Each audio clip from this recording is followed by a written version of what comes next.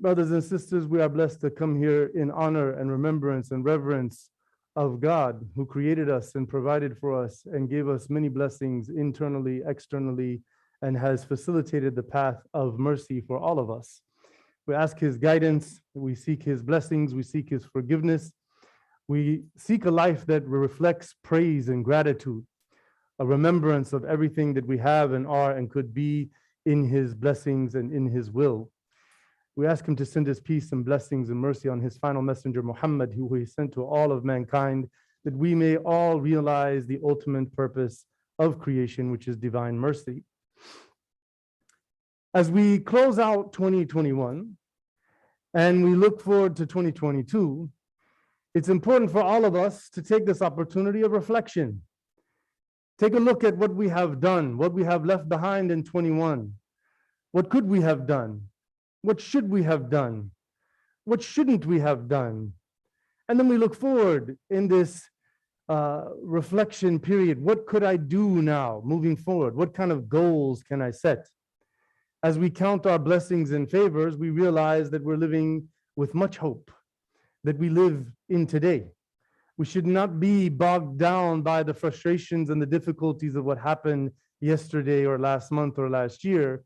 And we should not be worrying about what we feel like might be difficult tomorrow. But we should definitely be having a plan to work today. And in this setting of goals, we find in the Holy Quran, in Surah Al-Furqan, وَهُوَ الَّذِي جَعَلَ اللَّيْلَ وَالنَّهَارَ خِلْفَةً لِمَنْ أَرَادَ أَن يَذَّكَّرَ أَوْ أَرَادَ شُكُورًا. He is the one that causes the night and the day to alternate, and time is passing. For whoever would like to take a look at what is important in life, to remember and reflect upon the blessings that we have, and to be grateful for our creator, provider, and sustainer. So as time passes, we have to have this reflection in gratitude, counting our blessings and looking how we may emanate those blessings in the world around us. So there's a noble custom here in America that every year at this time, people call it the New Year's resolution. This obviously matches with the Islamic concept of setting goals and looking into what we can do better in our lives as people who are seeking to improve. The concept of resolution is defined the act of resolving or determining on a course of action or to avoid a course of action. So the general practice here in the custom that we have here in America is that something that I don't do and that I should be doing, I'm going to set my mind and I'm going to plan, I am going to achieve this goal. Or something I am not doing proficiently or effectively, I want to improve upon how I do such and such. Or I should avoid doing this or that, or I should stop doing this or that. That is the concept. And if we realize who Allah is to us, who He is in His infinite countless blessings and favor, that He is the bestower, that He is the gifter, that He is the generous, that He is the compassionate, the loving, the caring. If we realize all He is to us, then that should move us to be responsible with the life that He has entrusted to us, as we are warned in the Quran. وَلَا تَكُونُوا كَالَّذِينَ نَسُوا اللَّهَ فَأَنسَاهُمْ أَنفُسَهُمْ. Don't be like those who forgot who Allah was to them, and then He caused them to forget themselves, that their course of life is not affected by Him because they are not focused on who He is to them, which gives us the means and the purpose and the value of who we should be. The purpose of prophethood and revelation in its entirety is to give us a means to improve upon ourselves. The path of guidance is a path of constant fluctuation, of growth in learning, in practice, in character development. Every single human being is on that path. وَمَا نُرْسِلُ الْمُرْسَلِينَ إِلَّا مُبَشِّرِينَ وَمُنذِرِينَ فَمَنْ آمَنَ وَأَصْلَحَ فَلَا خَوْفٌ عَلَيْهِمْ وَلَا هُمْ يَحْزَنُونَ. And Allah is telling us We have only sent messengers to humanity as those who will give the good news to those who would seek to grow and improve upon themselves, and to warn those that don't care about growth and development, those who don't care about the purpose for which they were created, they are to be warned. And so whoever it is that is believing and embracing their faith, وَأَصْلَحْ, and they look to reform themselves, they look to repair themselves, they look to fix themselves and the world around them, فَلَا خَوْفٌ عَلَيْهِمْ وَلَا هُمْ يَحْزَنُونَ. Those people should not be fearing the dangers of the hellfire, and they should not be worrying about the things they lost from this life, because they are in the worship and servitude of their Creator. You know, a lot of the Christian missionaries try to corner Muslims because they have this notion of being saved by claim. So you're saved, you will go to heaven if you say these words and believe this thing. Well, for us, it's not a matter of just simply belief. It's a matter of action. So when you are living in the action of divine remembrance, when your priorities are in line with divine revelation and prophetic example, then you feel comfortable and safe. And the fear comes to you when you slip up, when you sin, when you detract or you avoid the path that has been made for us. يا بني آدم إما يأتينكم رسل منكم يقصون عليكم آياتي فمن اتقى وأصلح فلا خوف عليهم ولا هم يحزنون. In Surah Al-A'raf, similarly, O children of Adam, there will be messengers who will come to you, and they will recite my signs and my guidance to you. So whoever would be mindful and pious and reflective over those signs, and they would reform and repair themselves and look to become better people, then they should not be fearing what is to come, nor should they be sad about what's been left behind. And at the end of the day, al-ibra bil khawatim. You only have right now. What matters is where you are when it ends. That's why we see the recurring warning that death will come baghta, all of the sudden, and you were not ready for it. And so that's why we live for today, thinking and planning about how we can be the best we can be, working towards a goal that is guided by the truth that has given us this existence in the first place. So our loving nurturer, he is calling us in the Quran through the example of his beloved Prophet ﷺ to many forms of growth. He calls us to spiritual growth through seeking knowledge and setting a regimen of spiritual focus in worship and divine remembrance. He's calling us to repairing our understanding of the world around us. So we have to understand what are the problems of society and how to best address them. So as a citizen, he's calling us to physical reform. The Prophet ﷺ and his companions, they had a good diet. They had a good mode of eating and how they took care of themselves, their exercise, their attitude towards physical health. Personal, family, social, all of those things are constantly emphasized throughout the Quran. How do we improve? How can we become better? How can we avoid the pitfalls of corruption and evil? So of course, my dear brothers and sisters, change is not easy. It is in change, this struggle, this jihad in struggling to change, that we attain the keys to the ways and the means that we can have success individually and as families and collectively. But it takes mindful, intentional work to achieve this change. If we're going to add some new practice in our lives, the psychology tells us it's very difficult for someone to add something in their life that is not part of the routine they have become accustomed to. So if we're going to do that, we have to set our mind, and every day when we wake up, we have to have something that keeps us centered, that this is why I'm doing this and this is what I'm going to do, inshallah. And so it's important for us, if we're going to correct our ways, things that we do that we have found because we have opened ourselves up, vulnerably accepting and welcoming advice from our family, from our co-workers, from our friends, to remind us when we say and do things that are unbecoming of a believer. We have to take that in. We have to grow and develop accordingly, because it's very easy to impose your good intentions on everyone. But as some people said, and it's a kind of a conundrum, that the path to hell is paved with good intentions. If all you're concerned about is your intentions, but then you're doing things that cause harm and annoyance and bother to people, then clearly your intention is not coming out into fruition of action. And it happens to all of us. Every single human being has said and done things that they were in their mind thinking, I'm doing the right thing. But how it was received by people around them was, you are causing harm. You are causing discord. You are causing a turmoil in the world. So we have to be taking that path through seeking advice. It is very difficult to stop doing something that you have become habitually comforted in, even if it's harmful. You see people that say, oh, I've been smoking and pray for me and all of that.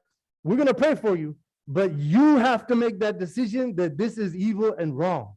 It is causing harm to my body and it kills countless people. Whatever sin, whatever bad behavior, you have to be dead set against it. And so how will you be dead set against it? You will choose a path, friends, environment, attitudes, situations. The way you will deal with it is aggressively against the problem, right? Because it's easy to justify your own actions. And so it's important for us to take a look in the Quran and see this struggle that we are called to. وَالَّذِينَ جَاهَدُوا فِينَا لَنَهْدِيَنَّهُمْ سُبُلَنَا وَإِنَّ اللَّهَ لَمَعَ الْمُحْسِنِينَ. Those who struggle and strive in our cause, those who put themselves in discomfort, seeking the favor of Allah, He will guide them to His many paths that will lead them to the eternal bliss. And know that Allah is with those who excel, those who beautify the world to the best of their ability through their conviction and their faith. It is this straight path that we are praying for every day. We have to follow that prayer up, that straight path, with action that we plan and we set our mind and hearts on it. أقول قولي هذا واستغفر الله لي ولكم فاستغفروه فإنه هو الغفور الرحيم.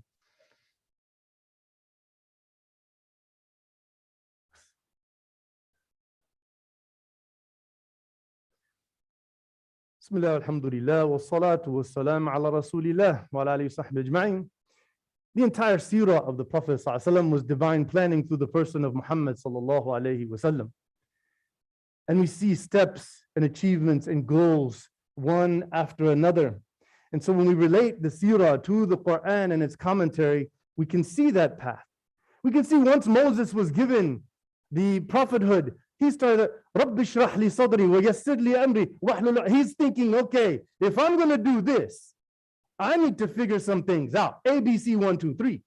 He is goal setting is what he's doing, alayhi salatu wassalam. So it's important for all of us to accept a path of goal setting and to be deliberate at this time. It helps us manage our time.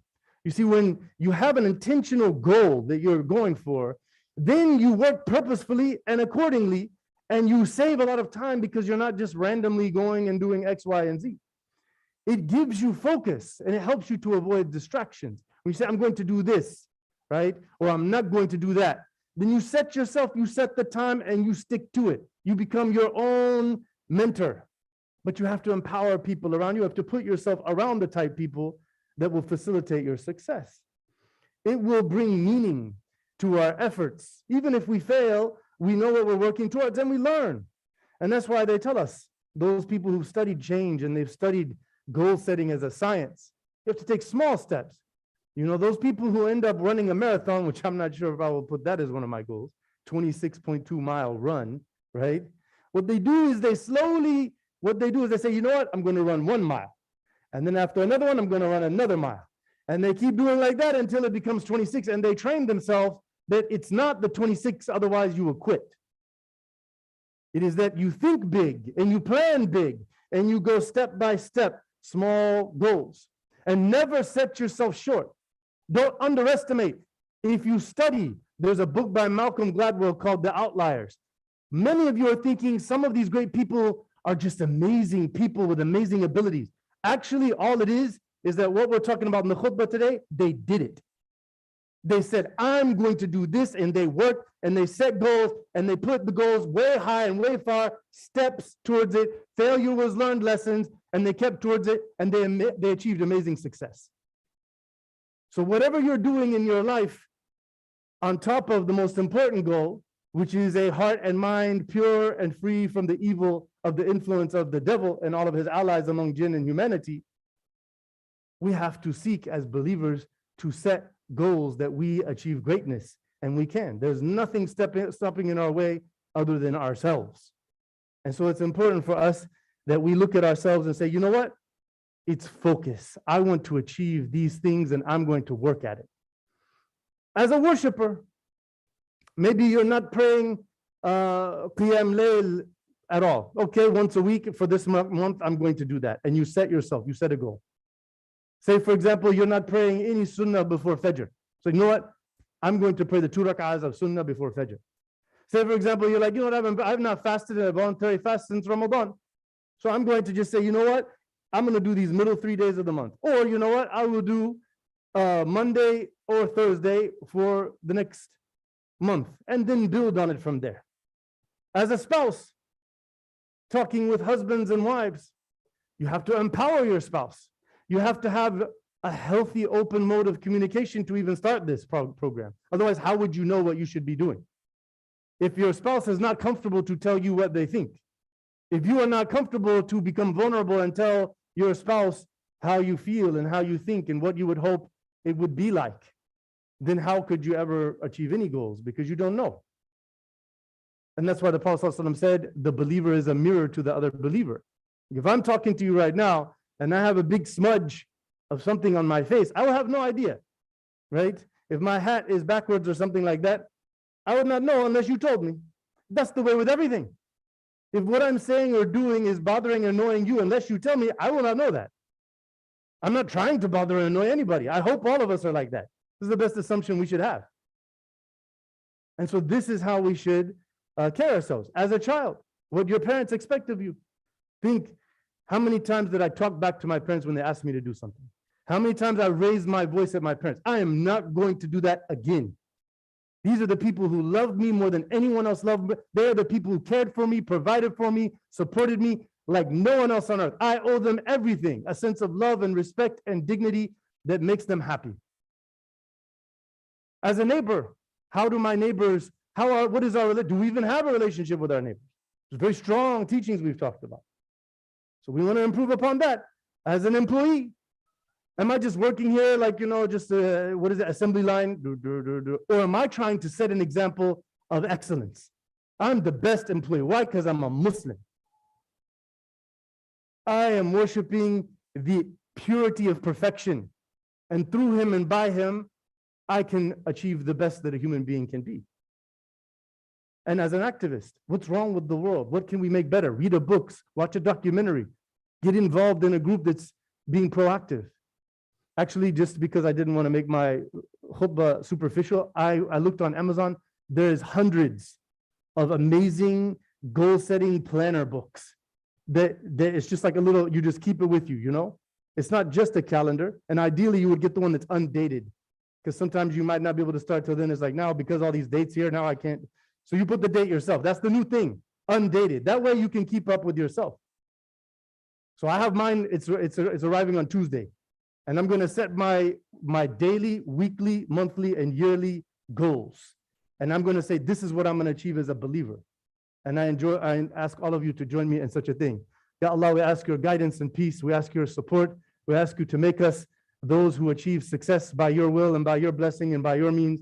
Ya Allah, we ask your forgiveness. We ask you to forgive our families and our loved ones. We ask you to protect us from these sicknesses. We ask you to eradicate these sicknesses and these diseases from our families and our loved ones and our society.